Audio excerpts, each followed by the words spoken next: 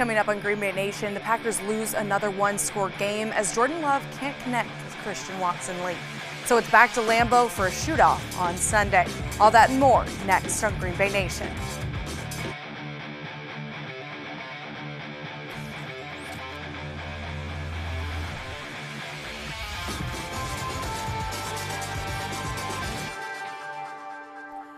Hello and welcome to Green Bay Nation. I'm Lauren Helmbrecht, and joining me at the chat, everything Packers. He's a Packers beat writer for the Green Bay Press-Gazette, Ryan Wood, and he's a radio host for 107.5 and 1400 The Fan, Marcus Eversole. Would you believe me if I said it is already week 11? I'd believe you, but it's crazy. I'm a bit baffled by it. I think there's no better way to describe it but baffling. All right, another one-score game, another loss. The Packers led late in the third quarter but couldn't find a way to win against the Steelers, losing 23-19. What is holding back Green Bay from winning these close games? I mean, there's a lot of different things. I wish it could just be one thing and that it would be easily correctable. But in this one, obviously Jordan Love throws the interception with 3.5 minutes left. A questionable decision, specifically on 2nd and 9. You could live to fight another down. Now they had another opportunity to win the game at the end. They have obviously fallen just short. But really, when you look at close games, it's hard to not focus on just the end of the game, but you have to look at the entire game and just how many plays led to this being a close game. How many plays could have swung this game in the Packers' favor? Obviously had the horrible call on the Kenny Pickett backwards pass, which would have given the Packers points. The blocked PAT loomed large. I think it's Wednesday. Josiah DeGuara still hasn't gotten out of his stance. So a lot of different plays led to another close loss for the Packers. Yeah, that was comical how the rescue hit that Kenny Pickett lateral wrong. The ball didn't go forward, it went sideways. But that's beside the point. I hate to sound like a broken record, but they've lost 4 games this season by a combined 11 points, and all 4 are on the road. It's the youngest team in the NFL. This is what happens. It's a learning process to learn in this league, a league that's built on parity, how to pull out games at the end, especially on the road, because a lot of these games come down to the final drive, the final snap. You've got to learn, and Brian Gutekunst calls it acquiring scars. They got to acquire their scars and learn from those before they can just go out and win. So let's talk about the defensive side of the ball. After giving up an average of 65 rushing yards over the last 2 games, Green Bay's run defense got torched. 205 yards by the Steelers, 2 season highs for the running backs. Where did the Packers' run defense go? They got exposed. That's what happened. And really, I think the biggest thing is that their success over the past month defending the run, I hate to be the bearer of bad news, but the Packers shut down some teams from running the ball that can't run the ball on anybody. They just did. They got gashed by the Broncos a few weeks ago, but the Raiders game, they can't run it on anybody, so you did well against them, fine. The Rams were without their starting running back and shorthanded on the offensive line, shut them down, okay. And the Vikings can't run the ball on anybody either. So just level of competition, I think, led people to believe that maybe, just maybe, this run defense had improved. And the Steelers, statistically, they're not a great rushing team either, but the Packers made them look like it. I mean, Najee Harris, like you said, both guys had best games of their season. Jaylen Warren had the best game of his career. And I know missed tackles played a role in that. There's a lot of different factors that play here. There's a lot of times where nobody was touching them until they had already gained 5 yards. It was horrible run defense. Yeah, so I know Matt LaFleur caught some flack this week for explaining the nickel defense schematically and how that translated to poor run defense against the Steelers. I'm in the minority. I had 0 issue with what Matt LaFleur said because he's right. Every coach in the NFL knows more about scheme than we do. That's how you get into that fraternity. And within that fraternity, some coaches know scheme better, but that's a starting point. They know ball. The issue is translating that knowledge, that scheme, to execution of your players on the field. And when you watch a defense that didn't have Quay Walker, that did not help. But you watch this defense miss tackles, not have sound gap assignments. That's not execution. So there's a missing element here from the coaching staff to the players of how to translate this into productivity and stopping the run against not even a good Pittsburgh Steelers offense, but a bad one. But being able to just do the right things to execute. One of Warren's touchdowns, there was a trail of Packers missed tacklers lining the field. Carnage. It was carnage. It was bad. But this is the year to look for silver linings because the Packers aren't in a rebuild, but they're in a rebuild. So, Jordan Love scored in the first half, 2 touchdowns. He had multiple connections of 20-plus yards. Statistically, I mean, it was the most yardage he's had in a game in his career. 2 interceptions, though, obviously not great, especially in pivotal time. But did Jordan Love's performance give you hope for the Packers' future? It was the best. I know Ryan feels the same way. It was the best game that I've ever seen Jordan Love play. And it really comes back to the eye test for me because, Lauren, like you said, the numbers don't look great. I mean, he did throw 2 interceptions at the end of the game, but he made more wow throws, more throws that you said, well, that's not every quarterback can make that throw. He had a handful of those in this game. And I always like to use the analogy, it's kind of like art. If you're looking at maybe abstract art, same picture, Lauren might see a flower, Ryan might see a giraffe. I know some people look at what Jordan Love did on Sunday and think, oh, 2 more picks at the end, he's not the guy. I didn't feel like that at all. I think he played so much better than the numbers, and I was incredibly encouraged by what he did. That's one heck of a flower if it looks like a giraffe. But I agree, Marcus. It was the best game Jordan Love's played to date. And yes, the throws were a big part of that. He made some wild throws, but there's also the context of the situation. Defense comes out and gets punched in the mouth. 17 points the first 3 possessions. They don't flinch on offense. They come back and they have their best first half in recent memory. And then you saw growth in the final drive. I know it didn't result in points yet. They need that to come.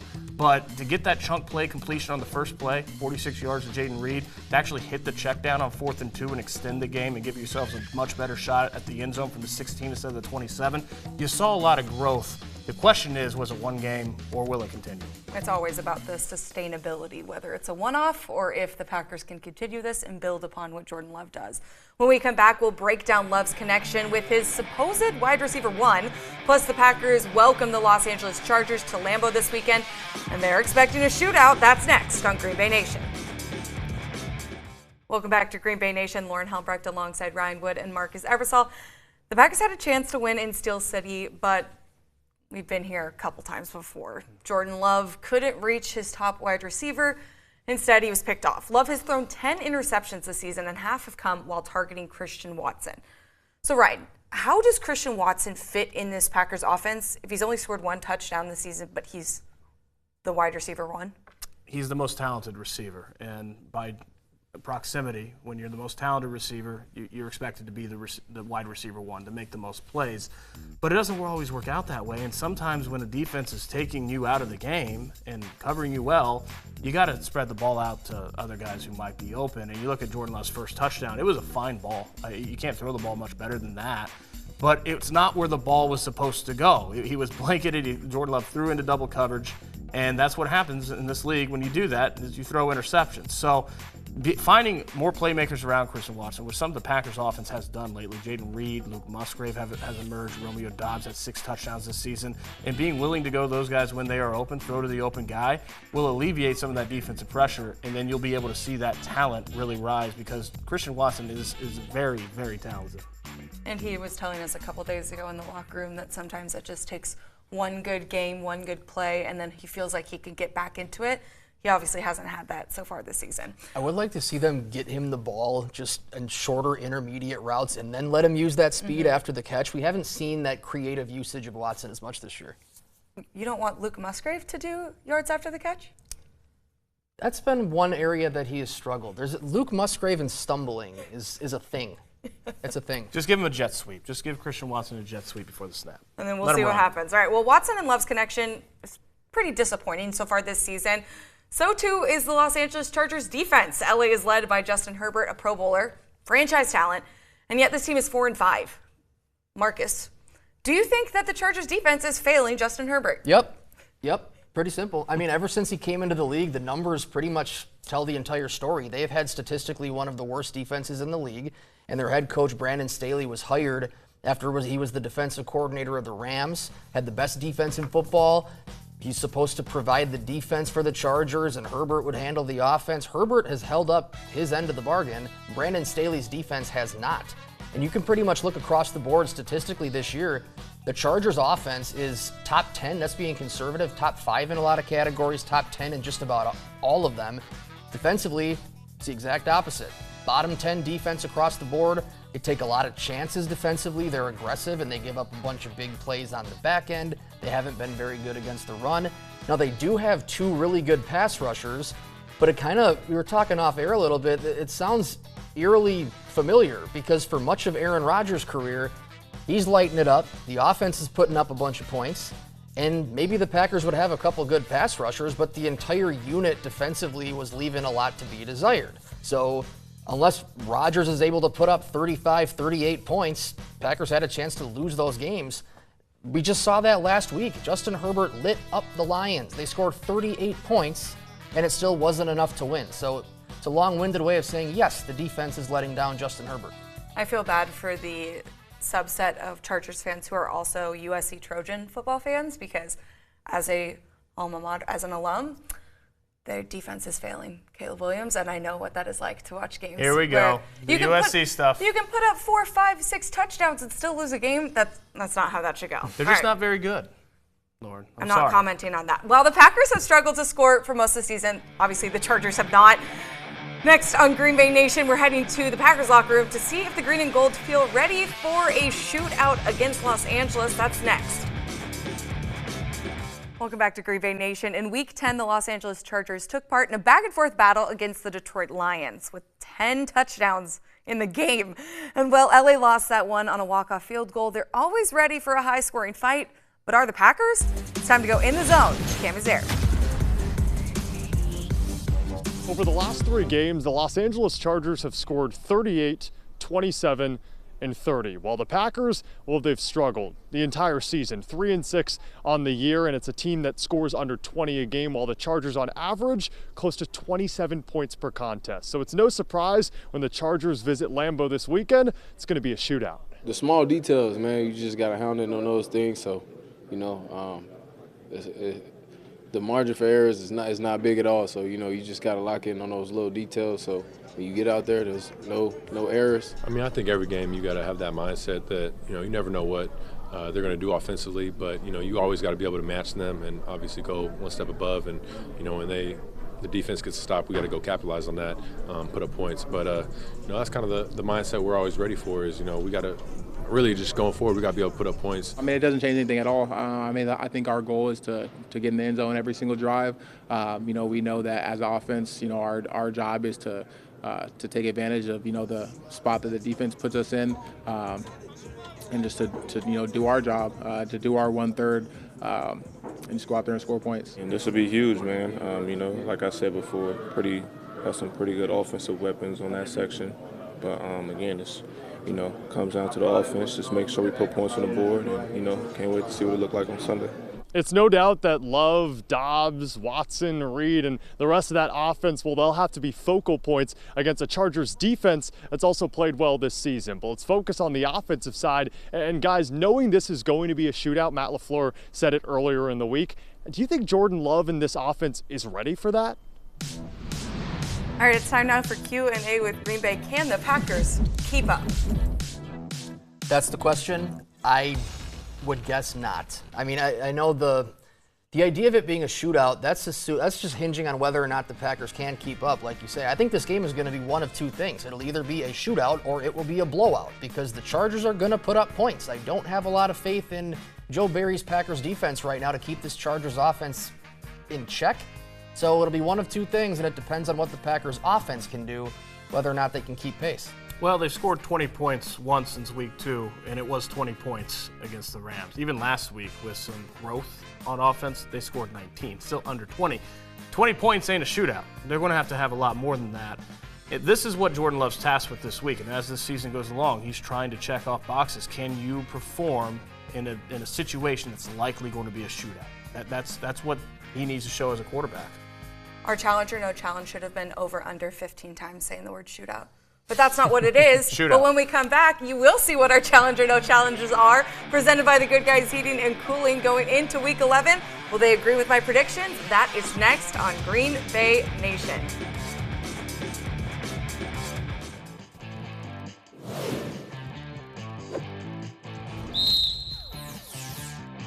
All right, it's time now for Challenge or No Challenge, presented by the Good Guys Heating and Cooling here on Green Bay Nation.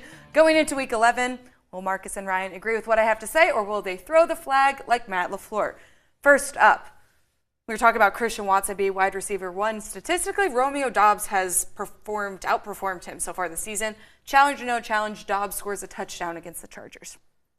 I will challenge that, and I'll say that it's been impressive what Doubs has done so far. 6 touchdowns in 9 games. He has scored in 3 out of his last 4 games. Touchdowns are just a bit of a fluky stat where usually there's just regression to the mean. You'll get hot, you'll cool down, and back and forth. I'm just going to play the numbers. I'll say Doubs does not find the end zone this week. They are fluky. They do come in droves, kind of like sacks, kind of like turnovers. For that reason, Marcus, I'm not going to challenge. Romeo Doubs is hot right now, and for some reason, I just feel like that's going to continue. All right, this one is not one you want to win. So challenge or no challenge, Packers win the penalties, a.k.a. they have more than the Chargers. So you're saying the Packers will have more penalties than the Chargers. Yes. And therefore, I am not going to challenge that. Unfortunately, like you say, this isn't one that you want to win. But it just feels like whenever the Packers have done something good this year, you're just waiting for 2-3 seconds to make sure there's not a flag on the field. And I'm not betting on the Packers to, quote-unquote, win the turnover, but the penalty battle. They're going to have more penalties than the Chargers. Yeah, as much as I'd like to throw a flag right now for you, Lauren, I've seen 9 games of this Packers team, and so I can't responsibly challenge that. Yeah, you won't be throwing a flag, but the referees most likely will. All right, last one. Rashawn Gary's on a bit of a cold streak, 4 games without a sack, so he's due for one. Challenge or no challenge, Gary gets a sack against Herbert. No challenge from me. You just said the word. Rashawn Gary is due. He's too good. He hasn't had a sack in way too long. Rashawn Gary will get a sack. Here's the other thing, too. Rashawn Gary's going to have a lot of opportunities because as much as the Packers just let the Steelers have the best rushing day of literally their lives, they have Justin Herbert on the other side of the line of scrimmage this week, and Justin Herbert's going to throw the ball. All right, there was a flag on the play. It was inadvertent, though. Don't look. All right, when we come back, we're getting green and bold. The flags are flying, and we'll make our predictions for Week 11. That's next on Green Bay Nation. All right, it's time to wrap up the show here on Green Bay Nation. Week 11, green and bold. Who do you have winning this game? I think this is going to come down to whether or not Jordan Love can go toe-to-toe with Justin Herbert in a shootout, and right now I'm not betting on it. Justin Herbert is a stud. I'm taking the Chargers. This is a team that is staring 3-9 right in the eyes right now. And next week, Thanksgiving at Detroit, Patrick Mahomes the week after that. This is the most winnable game of those 3, but they're not going to win it. It's going to be the Chargers. Yeah, I also have a lightning strike popping up here. I have the Chargers winning. I think one of you put it really well, Marcus, shootout or blowout. I just don't think the Packers offense can keep up with the Chargers. I think the Chargers will score, maybe the Packers will score, and then it will be 1, 2, 3 possessions of touchdowns that the Packers just can't physically keep scoring. On the bright side, it should be a great uniform matchup. The Packers in the all-green throwbacks, and the Chargers have the best uniforms in the history of sports. Beautiful. All right, so keep an eye out for those beautiful uniforms and maybe watch the game too. That'll do it for this edition of Green Bay Nation. For Marcus Eversole, Ryan Wood, I'm Lauren Helmbrecht. Thanks for tuning in.